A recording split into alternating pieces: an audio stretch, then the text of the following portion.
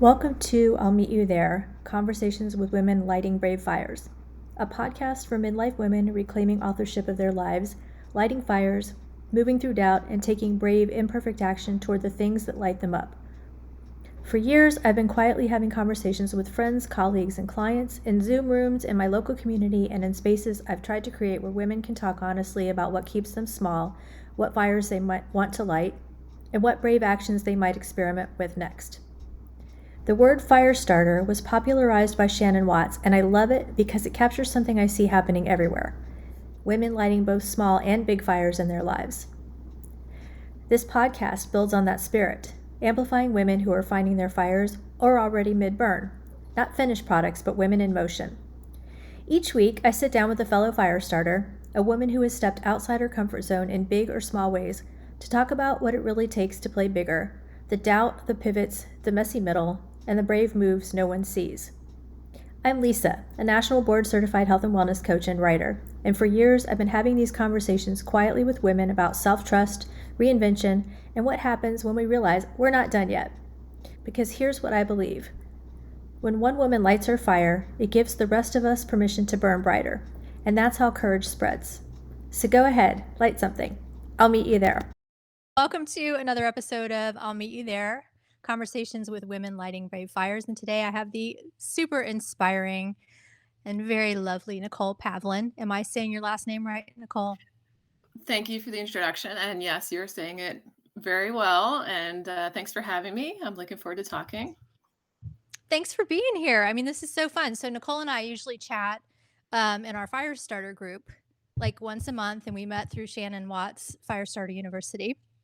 And your story is so inspiring, and I can't wait to get into it here. And I usually start with something I call the Fast Five, which is I do kind of 5 rapid fire questions. Are you game for that? I'll try it. I'll try to Yeah. go quickly. Yeah. I mean, I like to do it because I feel like it just sort of gets us loosened up and chatty and, in the mood to have a fun, relaxed conversation. Sounds good. I'm curious what your 5 are. Okay, well, they're never the same, but this one is, do you prefer sunrise or sunset? Definitely sunset. I'm a night owl, so I don't really get up in the morning that early much. Oh my God, a woman after my own heart. There's so few of us out here. I love you. That's But where I live in New amazing. Jersey, it's harder to see. Like, I love seeing the sunrise over the ocean, Mm. but where I am right now, yeah. Anyway, go ahead. Yeah, no, I love that. It's so rare to find other night owls. I knew we were kindred spirits the moment we met. Okay, bookstore or concert? Oh, concert. I'm a big Mm, music fan, so concert. That's actually yeah. one of my, I know we're trying to go quick here, but, No, that's it's one of okay. my focuses is finding joy in music, and I'm doing different concerts over this summer. Oh, I love that. What are you looking forward to the most? Oh, let's see, Brandy Carlisle and John Oh. Baptiste in August, those 2. Oh, John Mhm. Baptiste, that's my mom's all-time favorite. She saw him here not long ago. She said it was one of the best concerts ever. I can't wait. I'm really looking forward to it. So cool. And Brandy Carlisle, she's amazing. She's such a badass. Oh, both of them are just incredible musicians, yeah. So I had morning person or night owl, but you already answered that one. Yeah, definitely night owl. Have you always been a night owl? Yes, I've Yeah. always been a night owl, yep. Do you find that hard in life in general? When I was teaching in the Oh, classroom, yes, because I had to yeah. be at the school at 7 a.m. So, I just had to adjust. So, I felt bad for the kids that had me in the morning, but by the afternoon, I was much more with it. Oh my gosh. I have a theory. I think there's more night owls out here, but we've been so like messaged and taught that we have to do this early thing to survive or to get through the world. And I'm like, what if we just got all the night owls together and we had doctors and people who worked on cars and, all kinds of stuff that were actually night owls that did not want to get up in the morning. And then we could have our whole little subculture of night owls that do things like after 2 in the afternoon when we come alive. I would There you love to go, live like yeah. that. That We would could be a have whole our own different world. schedules, that'd be nice. Yeah. So, speaking of singing, what is one song that instantly lifts your spirits? Oh, wow. Oh, that's a great one. Oh, there's so many. Now you picked one that's there's a song that instantly lifts my spirits. Oh, wow. I have to really think about this because there're just so many to pick from. See, this is where I can't answer things so quickly when It's there's so okay. much to choose from. Oh my goodness. Yeah. Mm, That's wow. a tough one, I know, sorry. Yeah, What's one that you s Walking on Sunshine. Oh, that's a good That's a one. good It's one, so and that one's, peppy. like, gets you going. I wouldn't say it's Yeah. my favorite song or anything, but, if you're asking what lifts my spirits and just like, alright, I feel like it puts me in a pretty good mood, I think. Yeah, it's so peppy, right? Like, I don't know how you Mhm. could not be in a good mood after hearing that song. Yeah, Yeah, for that's a sure. good one. I love that. Um, Give me one word that describes what fire you're tending right now. Ooh, one word that describes the fire I'm tending right now. Um, I would say, calling. Like, what's my Mm, calling? I love that. That's amazing. And so that kind of leads into what I wanted to talk about today because I'm curious about sort of how we continue to light fires when life keeps handing you reasons not to. And I think I'm speaking with you specifically because I know we both have Crohn's disease in common. So I'm curious, like, what lit you up before life got complicated? So I think I have so many interests. I have so many potential fires, Mm. and sometimes that's kind of overwhelming to know which path to pick from and which interest to pursue. So that's why I think calling kind of fits me because I've kind of seen what opportunities are available and like what kind of fits me. So before you're saying before I got Before you had to really start got dealing with a chronic disease. care and all Yeah. that stuff. Yeah, I mean, education has always been a big, fire for me. So, I was teaching in the classroom for 10 years, and then, I stayed home with my kids for the past 10 years, and, I volunteered with their schools, and I've just always I think I've been drawn to, education and I think that's played into Crohn's disease as well because education is empowerment. And so the more you know, the more, you can kind of chart a path for yourself and speak up for yourself and things like that. So yeah, education has kind of been this underlying fire for me. I love that. And I also sort of see a thread every time we chat that I see in you is hope. Like everything that I feel like you're involved with political and education and helping other people through your own stories feels like it's very hopeful. Well, so the hope is hard work. Mm. I think a lot of people see me as being very positive and uplifting. And to get there, what they don't see is what I have to go through to get there. It's not that I don't have worries or concerns or deep, like negative feelings and things like that. It's just that I choose to find a path forward where I'm not stuck in those emotions. And therapy has helped me get there for sure. You know, um, I think that's a huge part of therapy, right? Is recognizing the emotions, allowing the emotions, but having healthy outlets for them, right? And you know, finding in each day something that you can do to make the world better in some way, you know. And some days are more hopeful than others. There's ups and downs, but no, I think hope hope has been definitely a big word for me, a big focus for me.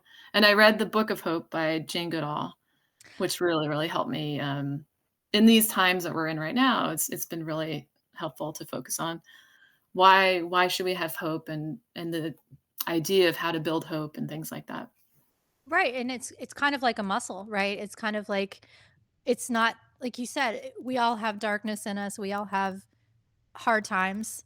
Um Especially now with everything we're going through politically in this country and watching what's happening to the demise of democracy basically, but how do we get how do we make hope part of our daily lives? And why does it matter? Yeah, I mean, hope is what gets you what keeps you going, right? Because, if you fall into despair, then you do nothing. Mm, And then it's inevitable. Things just, you know, they could get worse and worse. So just do something, pick something to do. And I think that's what's really helped me to stay hopeful. And by hopeful, I don't mean wishful thinking. I mean hopeful as in like getting my hands dirty, working and doing mhm, things, taking action. By taking action, you again, it's that empowerment. You feel like you're doing something, and it builds. Like you said, it's like a muscle. So the more you do, the more action you take, and the more you see the results of your actions, I think the more mm. hope builds, right? Mhm. Yeah, and in coaching, something that I learned years ago was action kills anxiety. And Exactly. so right, so if you can figure out how to get into that hope mindset and then figure out what the action is, or maybe taking the action first, actually, right? Because sometimes the action is what gives you the hope because then you start to see movement. Yeah, I mean, any and all of the above, right? So if you have an action or an emotion or a feeling, that can move you forward, the thing is not getting stuck, right? Mm. And just doing something because everything you do, makes things suck less, makes things like, Right. it can, just move things forward even just a little bit. And you may not see the fruits of your labor. Like think about Mhm. the people that have come before us, and all these different movements, civil rights movements, women's rights, you know, um, people that laid the groundwork for us haven't didn't get, many of them didn't get to see how far we've come. And right now we're in this kind of really uncertain time.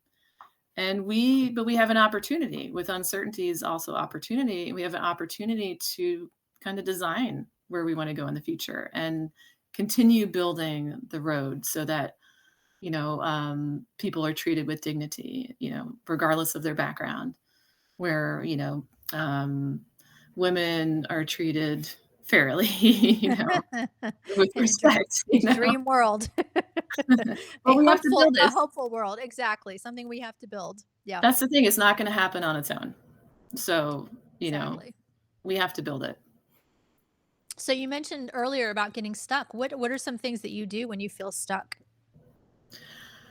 Sometimes when I get stuck, it depends, I've certainly, I've had periods where I literally had felt like I was in a dark tunnel and didn't know where to go, you know? And then so I think just doing something, like I said, just doing something and moving forward in some way. And sometimes it's moving your body, Mm, even just like moving your body.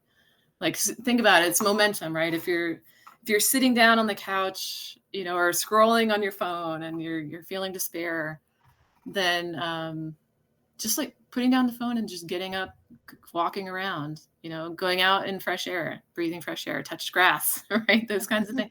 Your, right. your, your body really needs to feel that, and that's what I've learned with therapy too. And the anxiety is that, you can through like cognitive behavioral therapy, you can rewire your brain, right? Mhm. But your body also needs to feel safe.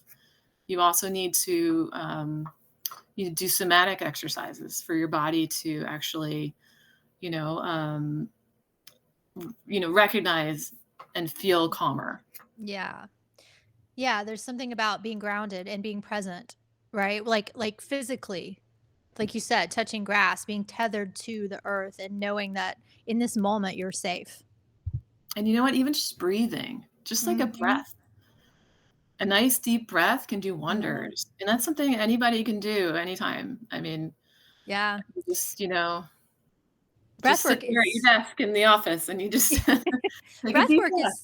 is so powerful. Like I don't think people realize. I did a breath work course one day. It was a one-day thing and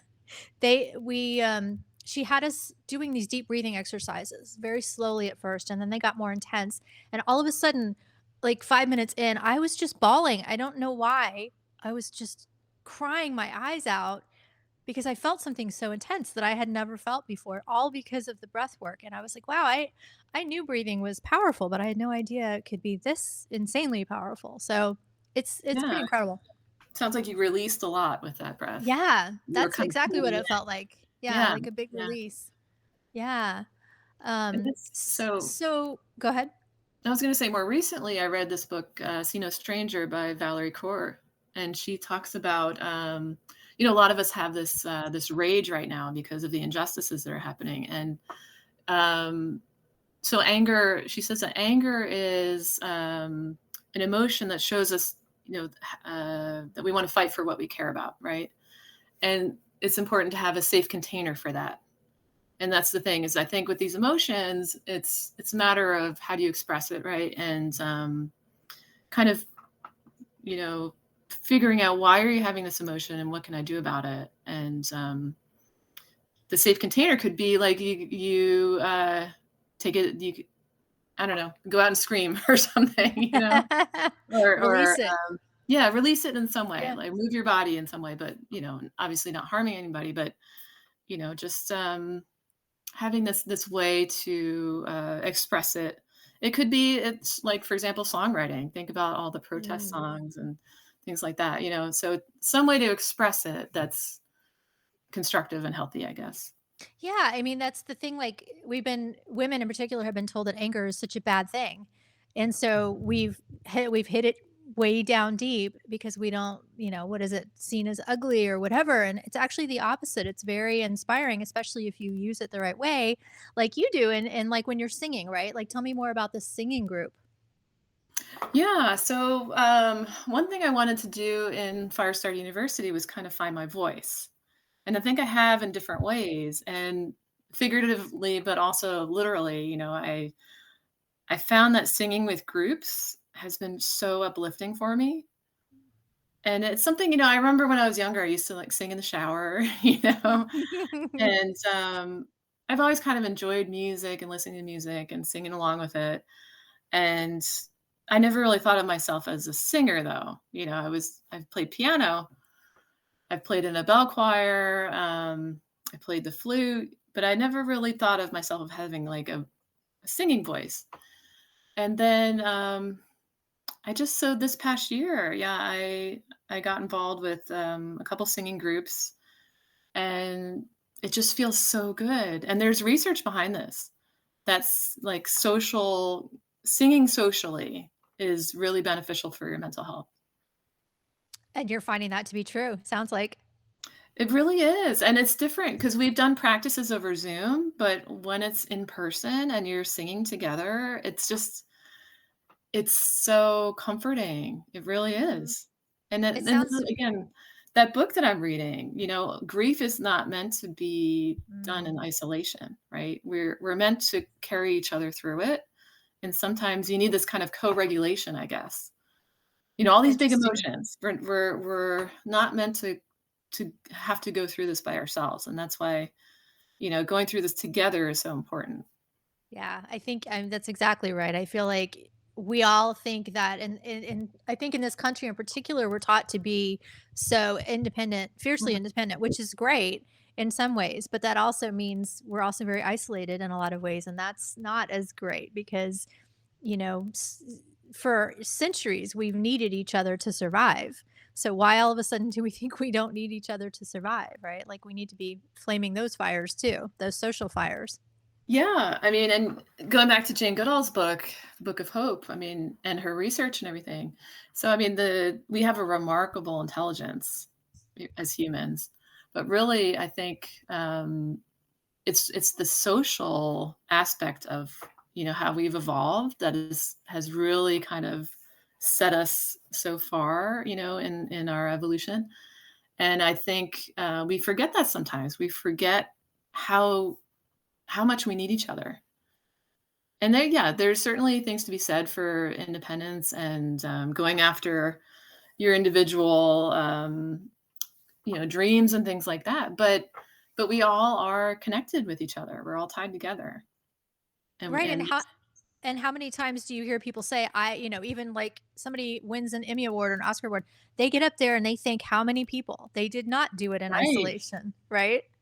And see, that's the thing. It's yeah, we also see the end product so much. You know, Mm, you see these celebrities, these stars, these like leaders in their fields, but you don't always see all the failures and the steps along the way. And this is something that I think I'm trying to enforce with my or have my kids see this that mm, because they'll be like, "Oh, well, I'm not really good at this, so why should I go forward with maybe I feel like I'm not really good at art or whatever. Why should I go this way?" But that's the thing is like you have to build the skills first. There's so many things. Yeah, maybe some people have a more natural predisposition towards certain skills, but I think if you really enjoy something, just go for it and you can build the skills along the way. And mhm. art, what I'm telling you, art in particular is something that's so subjective. It's like with Right. science. I'm a science background. There are discoveries that people can make and, if you don't make the discovery, somebody else will, or they might, right? Right. But for art, art is very much your own kind of interpretation of the world, right? Mhm. Yeah. But there's certain skills, right? You need to know how to do watercolor or, Yeah. sketching or whatever, you know, um, But so they it's can be learned, right? Like, yeah, that's the essence what you're teaching your kids is the essence of growth mindset, which is, "If I stick with this and keep doing this, I'm going to get better at this." Right? yeah. Yeah, you're not gonna get worse. You're probably only gonna get better, and not only that, you're nurturing your something that you're passionate about and something that you love, which is everything compared to the end result, right? Just the doing and enjoyment of the doing of it is the whole point. Well, there you go too. Yeah, that's a great point because it doesn't have to be about the final product. It's the growth and learning along the way. Mhm. And even if you're not somebody, if you go into art and you don't have your own gallery, by the time you're a certain age or something, or you don't have something published or and hanging in a museum, that doesn't mean that what you went through and all the work that you did was meaningless or anything. It has great value, right? You learned Absolutely. a lot, and those skills, you never know where you might apply those skills. 100%. I'll give you an So example. So with music, my surgeon, so he plays guitar, and he said like practicing guitar actually helps him with hand-eye you know, coordination. neck coordination. Ah. So like music is Oh I my think god. music education is so important. Music arts is so important. Oh, yeah. I mean, the thought of them taking it out of schools is just mind-boggling to me because it's like you said, I mean, it can pertain to anything. It can be applied in so many different places, and using our creativity has is just endless possibilities of what you can do with that. And it's a great skill to have to just be human, to be a human Yeah, being. right. Like to get through some really hard times in life, you need to express it somehow. So if you have the Yeah. skills, for music and art, those are great ways to express your emotions and things like that. Yeah, and it makes you relatable, right? I mean, if you're sort of Mhm. showing other people who you are through your creativity, they can go, "Oh my god, it's so interesting how you experienced that. I experienced it the same way, or I experienced it differently, and now we have something to talk about," right? It just makes you so much more relatable too. Mhm. Yeah, for So, sure. yeah. So, how did your Crohn's diagnosis sort of change the story of what you thought your life was going to be? That is a great question because this is something that as a lot of patients grieve this. You imagine you kind of have an idea of how things would be at certain ages, or certain milestones in your life, and then it's like you took this detour that you didn't plan on, and now it's like a new normal. So, the past 5 years, I've been in and out of the hospital. I've had 2 surgeries. I've tried a couple different medications. I was at a point where I was just skin and bones. I was like 109 pounds at my lowest. whereas normally I'm like in my 150s for my weight. So, I was very weak. Like I was in a lot of pain on the couch a lot. So this has been my past 5 years, just off and on in that kind of condition until finally this past year, with my last surgery, I'm so much better. But the mental recovery is tough. So where I thought it would be, I thought I would be just I love to travel.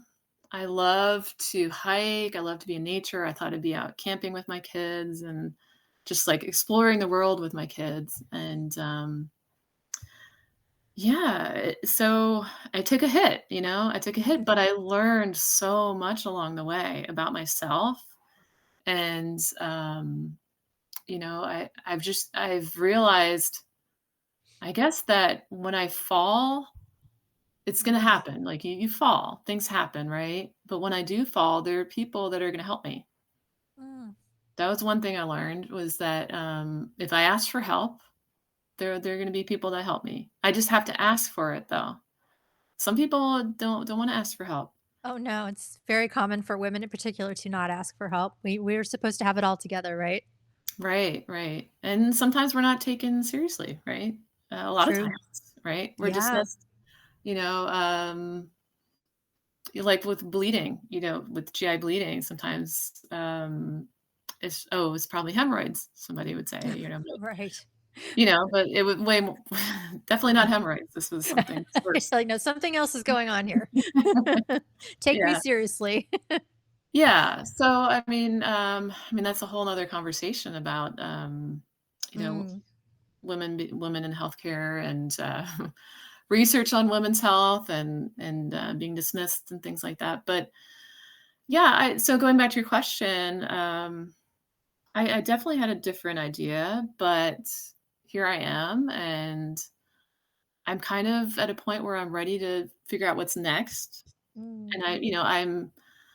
I've been through a tough situation. I'm climbing back out of that tough situation, learning more, like, more knowledgeable about myself and, I don't know, I guess what I can handle too, so, Mm. like, I fell pretty far, I fell pretty hard, and You I had did. people supporting me, helping me back up, and I learned a huge amount, and, now it's like, well, how do I apply that? I guess my point right now is, what do I do with what I learned, Oh.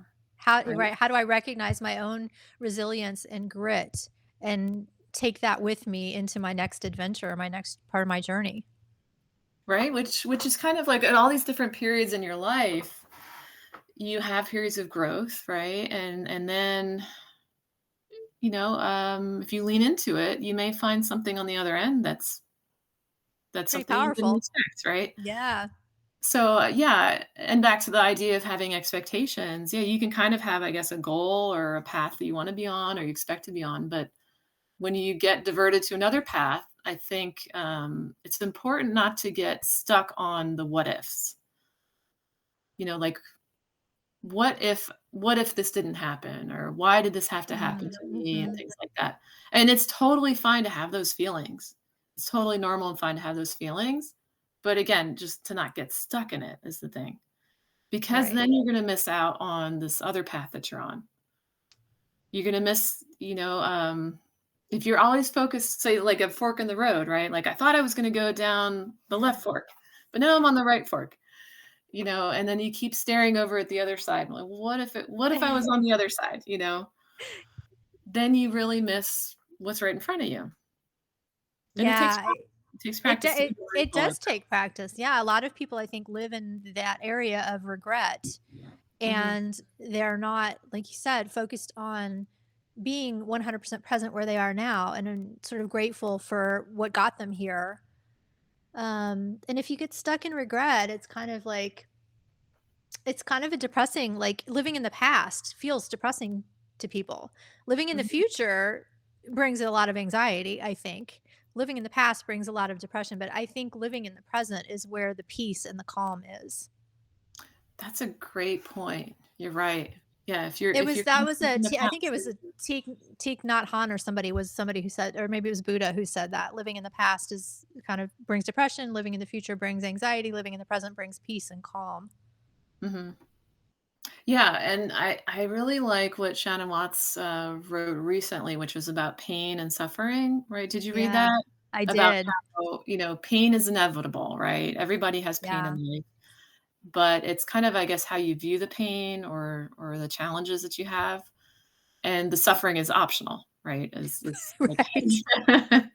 She talks about what the 2 arrows, right? So the the 2 first arrow arrows. is the pain that hits, but then the second arrow is the one that you actually are kind of doing to yourself. Like you're causing this unnecessary suffering by Mhm. reliving it over and over. And I know, that's and I totally shoot myself with the second arrow, like, way too much, But I'm starting to recognize it now, right. but it takes practice, you know? Yes. It really takes a It lot of takes practice and hard practice. work. It takes, yeah, self-awareness that you're doing it and then practice to turn it off. Mhm. Yeah. It's not easy. I mean, it's not it again, it's like a muscle. It's something that the more you do it, the better you get at it, or the faster you can get to it. Well, so many things are like a muscle. I'm glad you Mhm. brought that up because, we're talking about hope. Building hope is a muscle.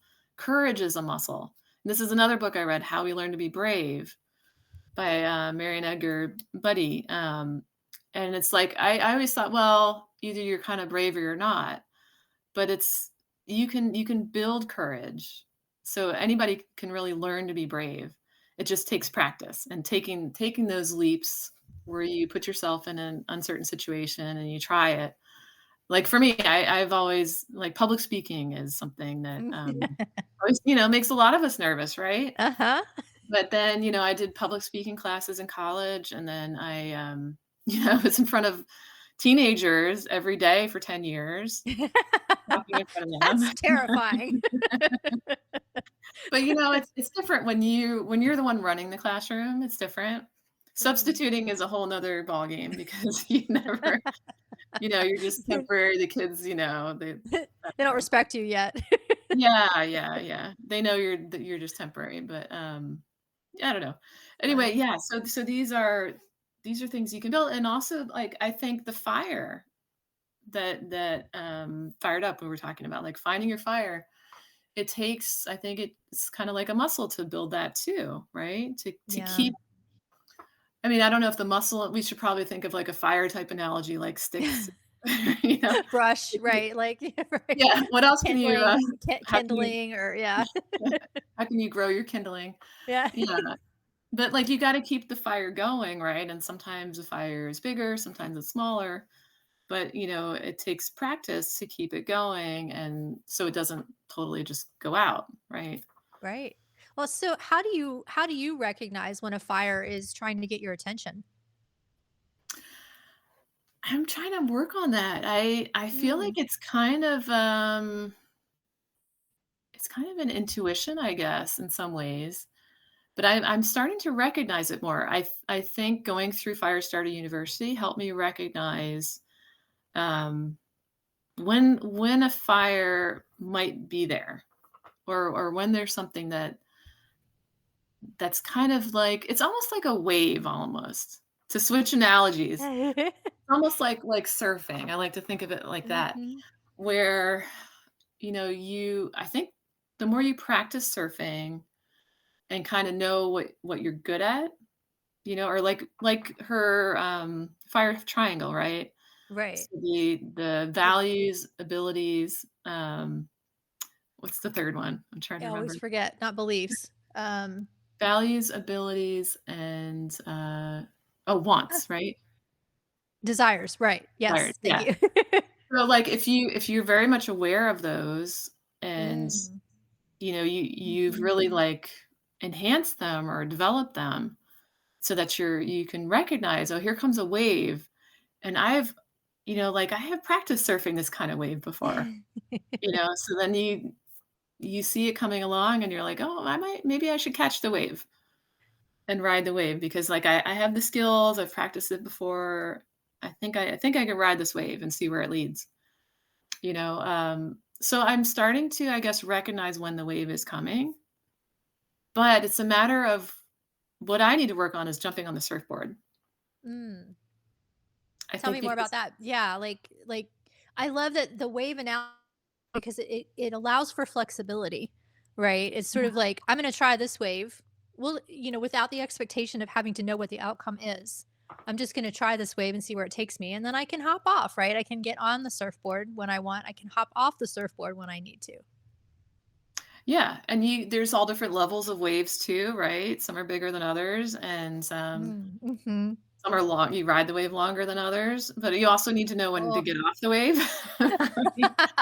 Yeah, but it's such a beautiful analogy. I love thinking of it like that. Because life is sort of waves, right? It's not just Mhm. fires, but life is waves. Like something like Crohn's comes at you, and like all of a sudden you're in this wave, and you're like, okay, I wasn't expecting this one. How do I ride this for a while? And what do I need to do to get off? Yeah, and I mean the Crohn's is almost like you got to wipe out, Yeah. right? So, so you've been wiped Yeah. out, like you knocked off your surfboard, and Yeah. I'm not a surfer, by the way. I'm just using this You might analogy. have a new calling, Nicole.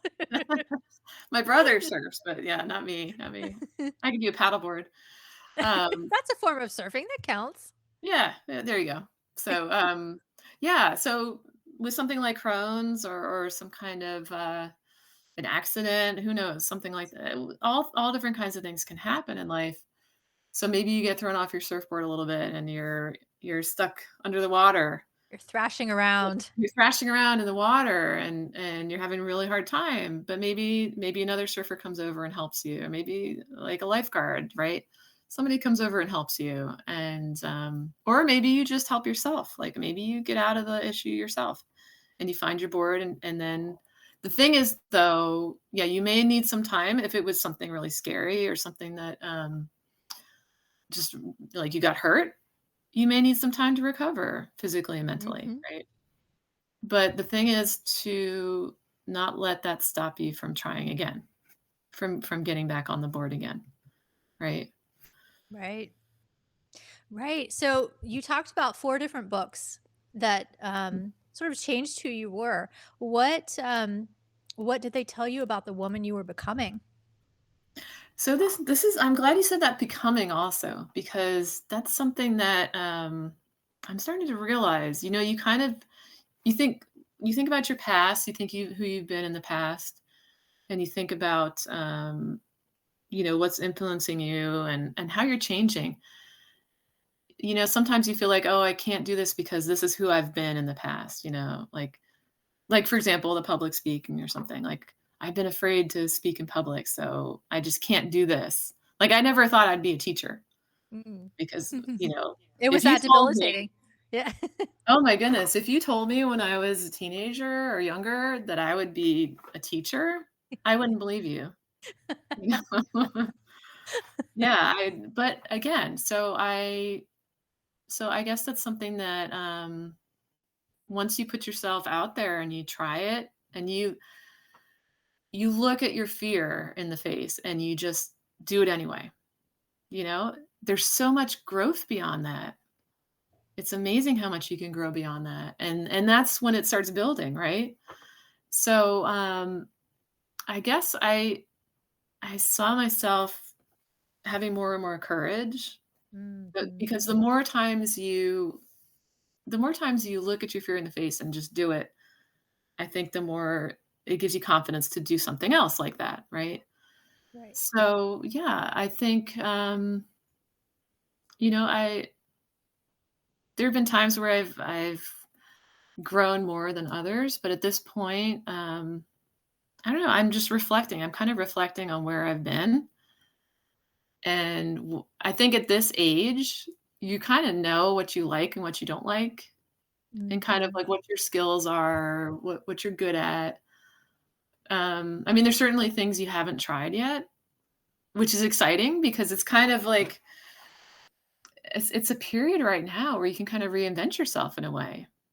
Yeah, it's the perfect time, right? It's like your kids are getting older, they don't need as much of your time, and now you have time to focus on what Nicole wants. Like what is calling to me in this moment? What is like really where is my energy flowing right now? What surfboard do I want to try hopping on at the moment? Yeah, and I definitely feel like, like going back to what we talked about with voice, I feel like I'm kind of cultivating my voice right now.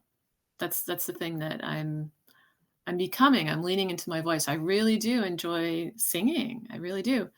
And my voice also just speaking up. I just think it's so important to speak up right now, which takes so Mhm. much courage to do. And it's much easier when you have other people to back you up and support you. Oh yeah. Right? So, when you put yourself out there, I think it's so helpful to have people there that will support you, right? So, that's the whole point of the bonfires, Mhm. is to build these networks so that we can have more courage to do that and be in the public spotlight and things like that, which I've always been a very private person. And again, if you told me I'd be doing a couple podcasts, back when I was a teenager, I'd be like, "No way, uh-uh."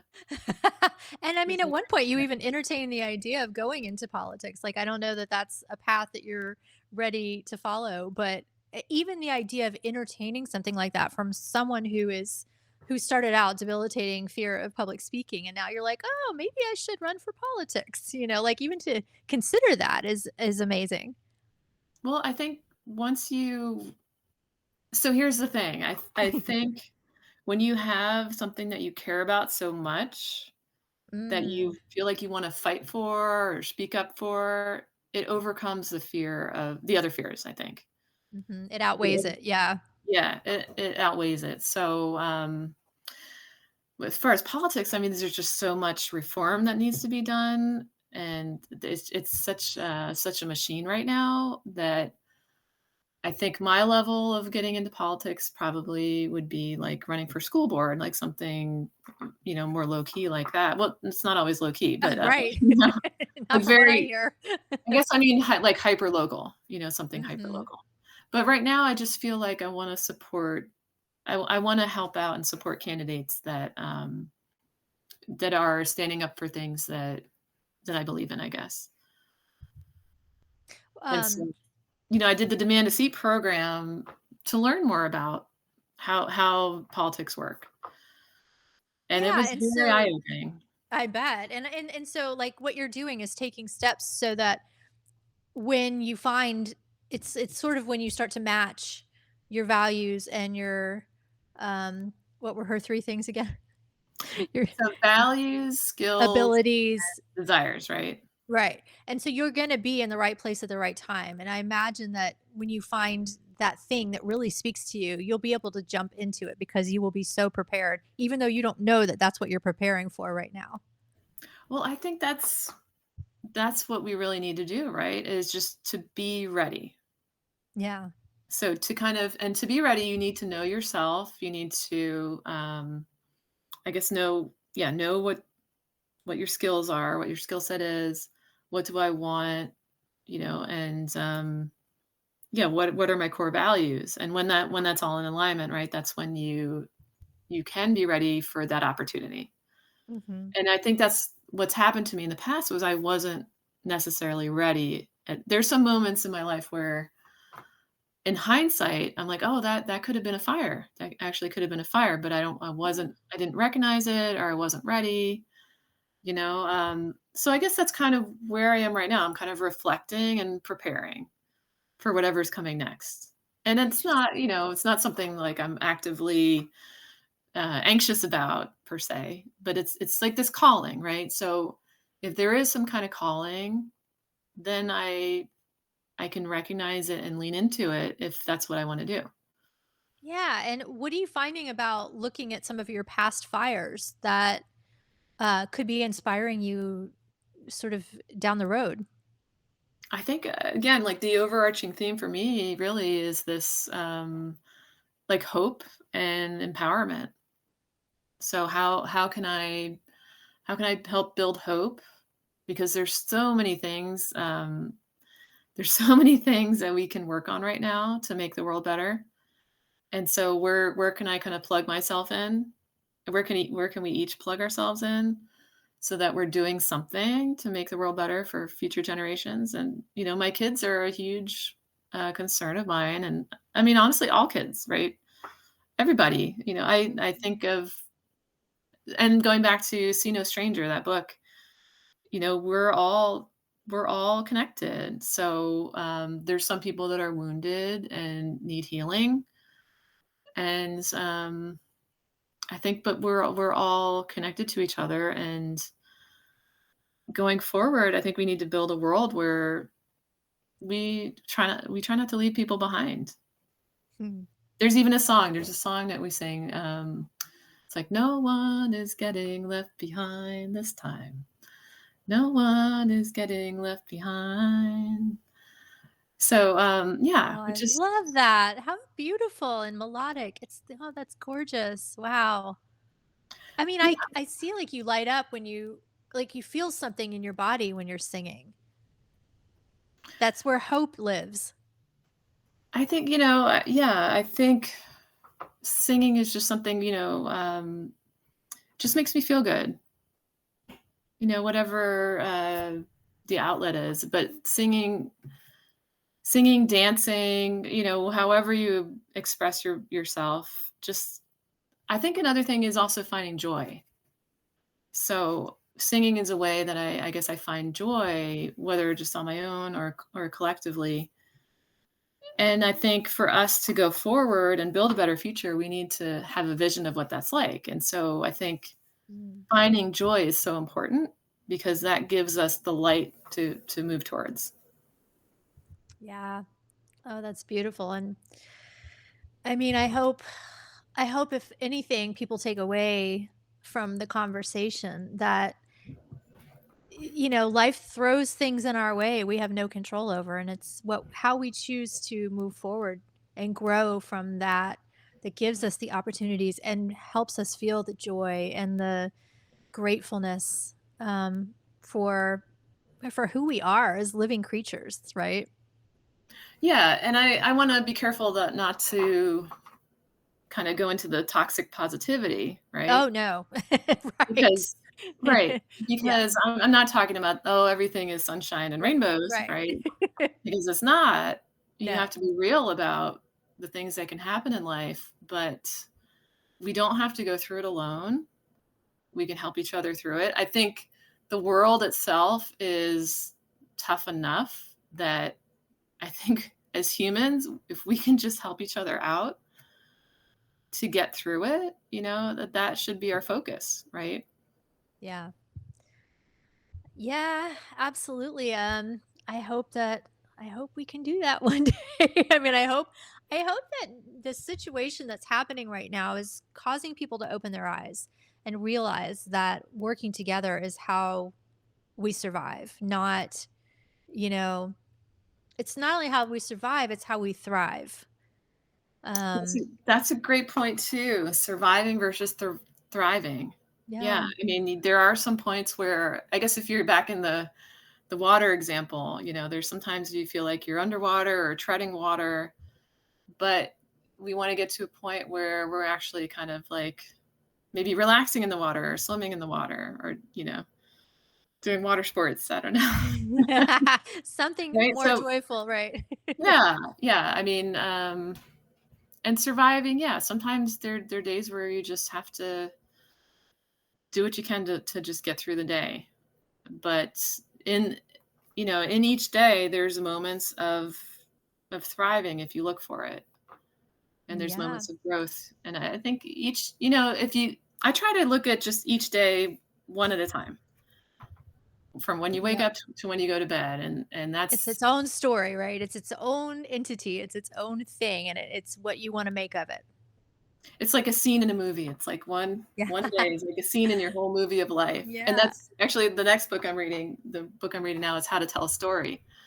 And so Oh, by the moth, the it's through the moth, and so it's like the arc of how you've changed throughout your life and what scenes you can kind of lean into in your life that really tell your story and things oh. like that. Yeah. Oh, I will definitely have to check that one out. That sounds intriguing. Yeah, interesting. So, I mean, it's sort of to some sort of sum up what we've talked about, it's like, even if life completely changes your plans, it doesn't mean you're done lighting fires. No, I think fires can surprise you if you look, Mm, you know, you just have to keep your eyes open for them, I think, right? yeah. You might have certain expectations in your life, but, see where life leads you and what's down the road and how do you respond to it. That's really it's tough when things feel so out of your control, but, yeah, if you find something each day that you can do to, you know, just to do something to move forward, then I think you keep an eye on what else is out there and, you know, move through whatever is leading you that day. I think keep an open mind, I guess, is what Yeah, I'm and trying to I say. mean, you get to write your own story every single day. That's a great way to put it. You get to write your Mhm, own story every single day, and it's like a scene in a larger picture of your big story. mhm. Yeah, but to have that sort of, I don't wanna say control, but to have that, ability to write your story every single day and rewrite it if that day didn't go like you wanted, let's try again tomorrow. That's true, that's true. Take 2, right? Yes, take Basic ones for 5,000. us, take 2. Exactly. Oh, well, listen, I just want to thank you so much, my fierce fire starter friend, for being here with me. It's like I'm still new at this, and you have been such a huge part of my support system. I can't thank you enough. You're always there for me, and it's been a joy getting to know you and getting to talk to you today. Well, likewise, it's been a pleasure getting to know you also, and I appreciate you having me on your podcast.